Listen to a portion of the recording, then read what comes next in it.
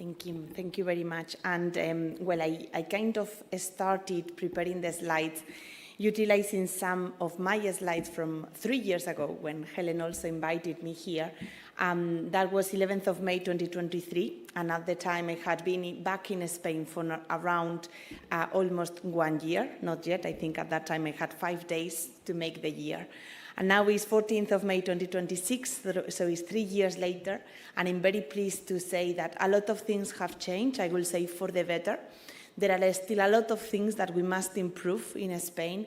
They are not unique problems. I think they are problems that we share with many other countries and regions, so I think altogether we can really make a difference here, and I will really try to bring up some positive points, but also some homework for everyone. And these are all my disclosures. So first, I think there are some unique things about Spain and the healthcare system, and I'm really proud of the healthcare system we have in Spain. It's a majority of a public healthcare system where everyone can have access to almost everything. And I think we have quite a lot of the things that we should have. It's true that we are missing some bits. As I mentioned earlier this morning, we have a system where the diagnosis process, I will say, is quite fast.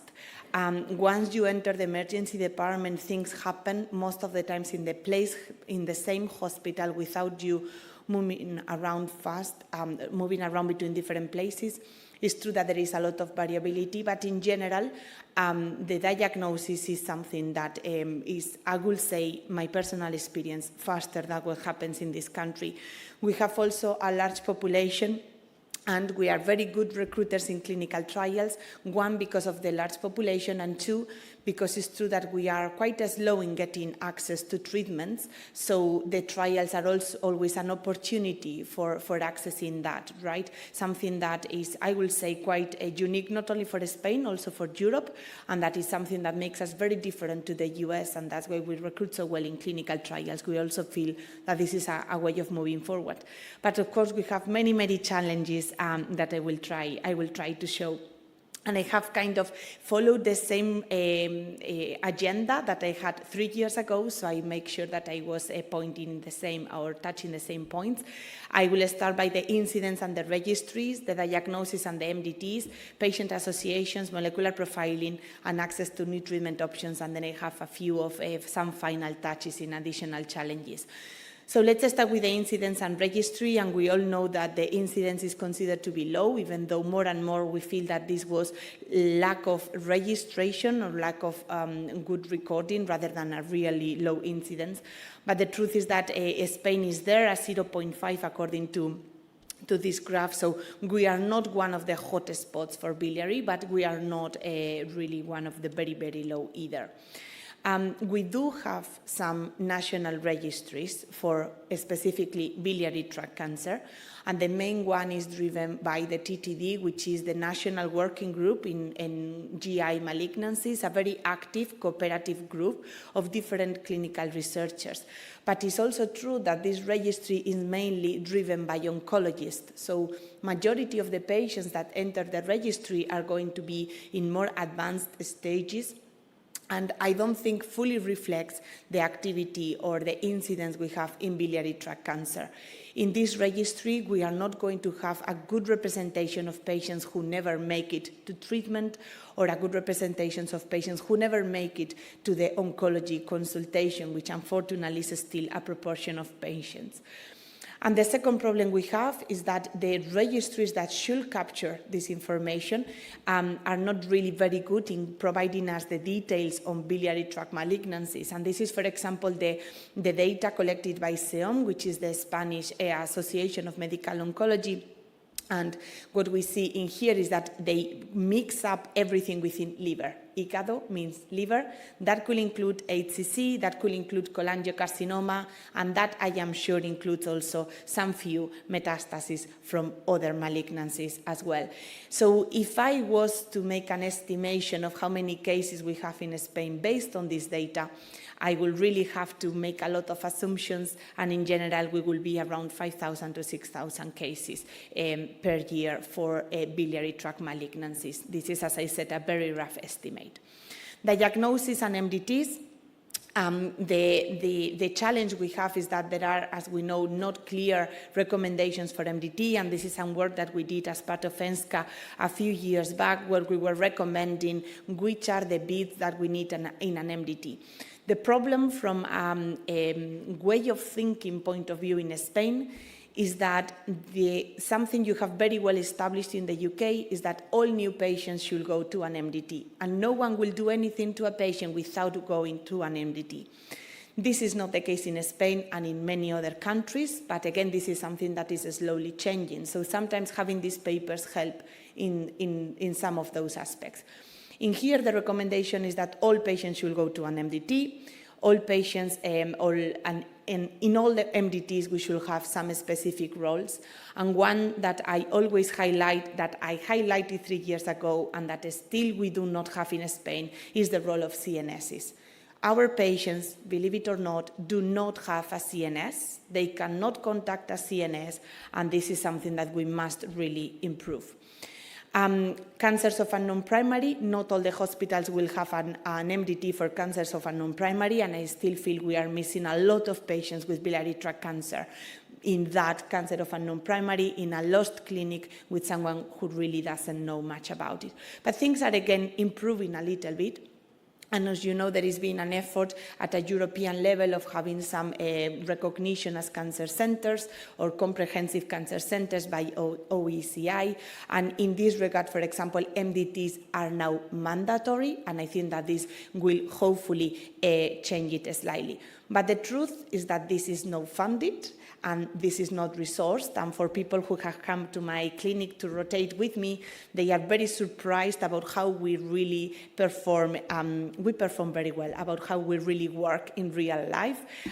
We don't have the resources and the MDT rooms that you have in this country for sure, and it's not absolutely at all up to performance, right? So what we do is the best that we can, but we need better resources to make these MDTs really a better way of working. Delayed diagnosis is a huge problem everywhere, especially Spain is not special in this regard. This is some data from my own institution. Again, we had a worrying high percentage of patients not getting any treatment, 17%, and what we see is almost half of the patients still being diagnosed through the emergency department. Not special to Spain, but a problem that we really have to solve across the globe and that we must improve. We do need research in this regard, so really nice to see some studies going into screening. Patient associations, here I am really proud to show you huge advances here. This is the slide I presented in 2023, and at the time we were planning a first potential meeting. So in May 2023, I was hoping for a potential meeting in October 2023, and I'm really pleased to say that a lot of things happened since.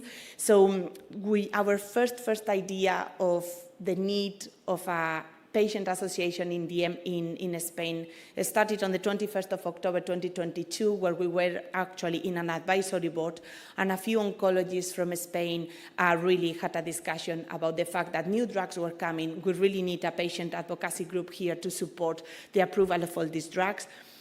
May, I was here hoping for that meeting in October. The meeting in October happened on the 19th of October 2023. That is the first picture on the left in the lower side.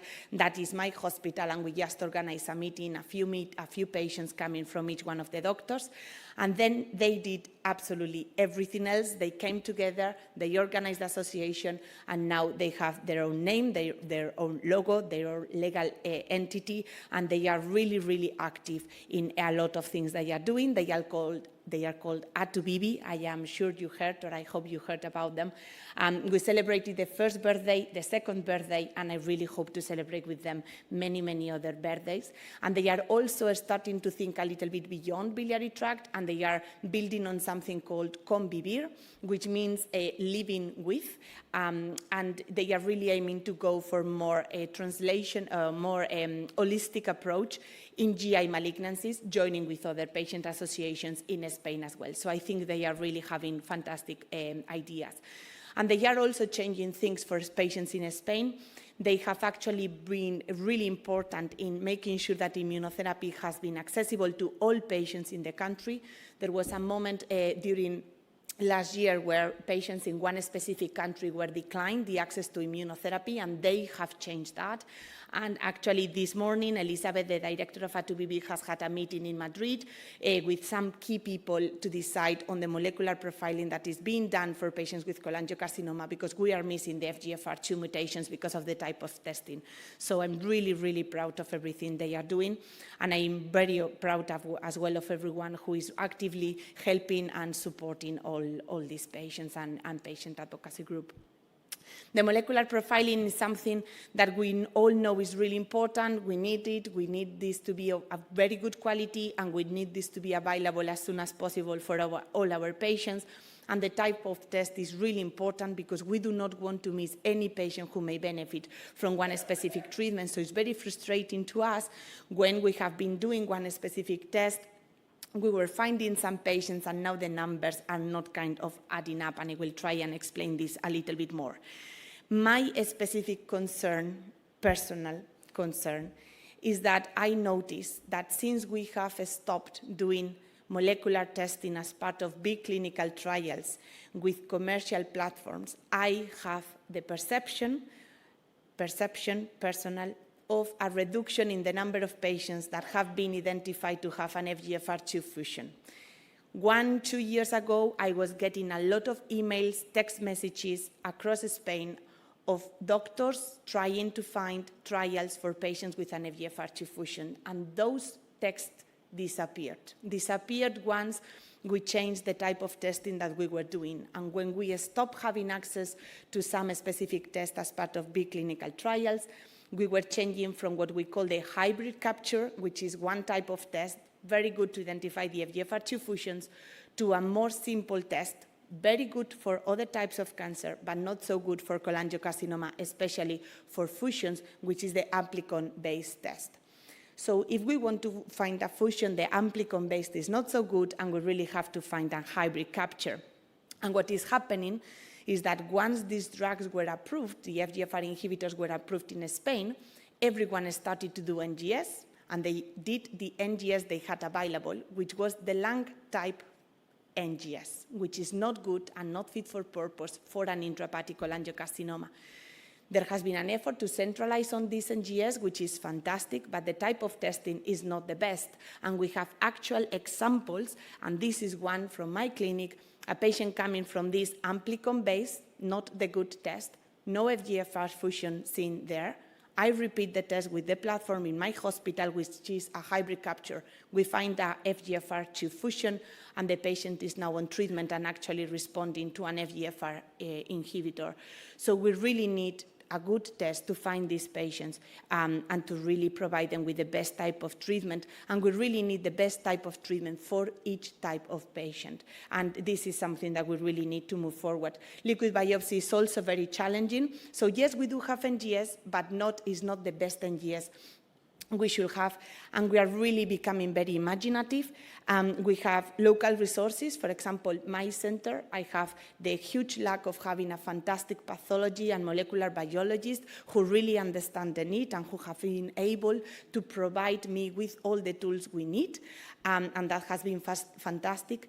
But we also had pharma support to do some of the actions that I will show you as part of the TTD again, which is a way of accessing a good quality NGS for those sites where the NGS they have is not fit for purpose. The clinical trials is something we had in the past, and actually when I spoke about molecular profiling in 2023, we only had access through clinical trials. But again, this is kind of slowly disappearing. And what we really need is a change in policy so we can make the right test for the right patient. And this is ongoing, and hopefully I started this morning today with Elizabeth having that meeting.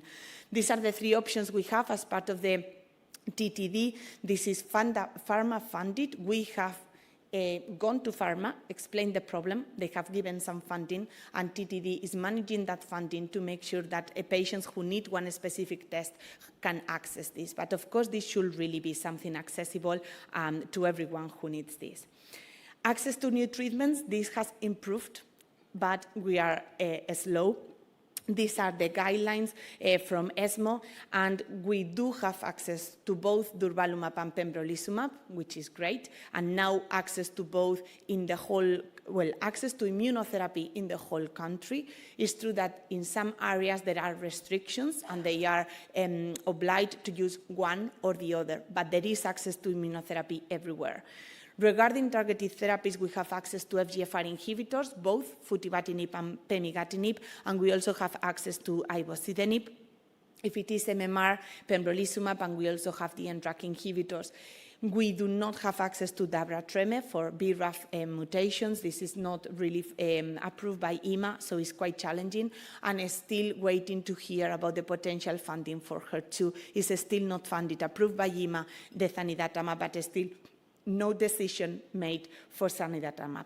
And one of the problems we have is not only the access, but also how long it's taking for us to have this type of treatments.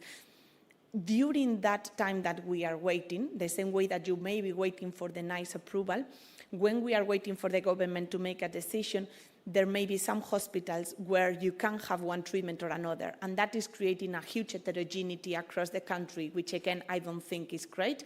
And to me, the solution will come by having these decisions about approval really quickly. This is some work that I did together with Ant Vogel, because we were very worried both. At the time, he was just moved to Canada, and I was just moved to Spain. And we analyzed how long it was taking to have the approval of one drug from the time of EMA approval. So in some specific countries, for example, Germany, that approval is direct. Once EMA says yes, Ant Vogel, at the beginning in Germany, could prescribe that drug. And what happened is that when he moved to Canada, he could not, because the timeline was much, much longer. So we kind of analyzed, for Europe, we did not include Canada here, but we analyzed the timing. And what we see in these graphs, let's focus on the one on the right side, that is pemigatinib. Pemigatinib was approved by EMA. And at the time of me doing this figure, 914 days had gone, and by then, still in Spain, we didn't have access to pemigatinib. And this is something not acceptable at all. So yes, now I can say we have the treatment, but 3 years ago we didn't. This was a situation, and we really have to go very quick. And we have to go very quick, and this is a figure of a paper that is currently not published yet, that has been recently accepted, where we have done a review on the current drugs that are being developed for biliary tract cancer, and what we see highlighted in green are the ones that are approved. We have a few approved, but we have many other in development. So it's really important that we have a good NGS to really develop all these compounds, and once developed, and once we have the data, we really need better governance, I will say, to really move quickly forward. So there are many other challenges, and we spoke a lot about centralization, and this is something that is really frustrating me a lot, because there is no centralization for any form of treatment in biliary tract cancer at all in Spain. The postcode lottery, a concept that I learned here in the UK, is an absolute reality in Spain for everything, to be honest, but for rare cancers as well. And biliary tract cancer is one of those, and it's really difficult for patients to move. And unless they find you, it's really difficult for doctors to refer them. There is no access, there is no economical support, and something that we spoke about previously about the financial toxicity is something real. Not everyone can afford paying a train every 2 weeks to come to my center to receive zanidatamab. I have a patient doing that, but not everyone can afford that. And we really must improve on this, and we need better solutions. And I really believe on a Spanish saying that says, si la montaña no va, Mahoma va la montaña, which means if the mountain doesn't come to you, then you go to the mountain. I'm that type of person. And there are two things we have done for these two challenges. One is, okay, if not everyone can know about all the trials, let's build a way of people finding the trials. So this is something, again, done by the TTD, where you put the criteria, well, you put the characteristics of the patient, and it will tell you what trials are available, in which hospital, and which is the contact number or the email. And I think it is really useful, and we are building something similar for patients to use. And the other thing we have done is we have built the National MDT, or National Committee of Biliary Tract Cancers. And it's something that we came up again in another meeting. It's a multidisciplinary group of people. Everyone is welcome, as far as they are not pharma or patients. So we have a lot of healthcare professionals. Up to now, May 2026, we had 262 people who have joined this network of healthcare clinicians. We have monthly meetings where what we do is really to go through different aspects. We also have a WhatsApp group with more than 180 people, and it's an easy way of people in a faraway hospital asking one question about a patient with biliary tract cancer. And up to now, I will say, is something that has been a success because we are reaching doctors that were not reaching before. And that's all from me. I think teamwork here is the answer. Patients and doctors must work together, but one day at a time. It took me 3 years to see a change. Maybe in 3 years more, I can tell you more. And that's all. Thank you all to my team that I'm slowly building in Spain, and thank you all for your attention. Thank you.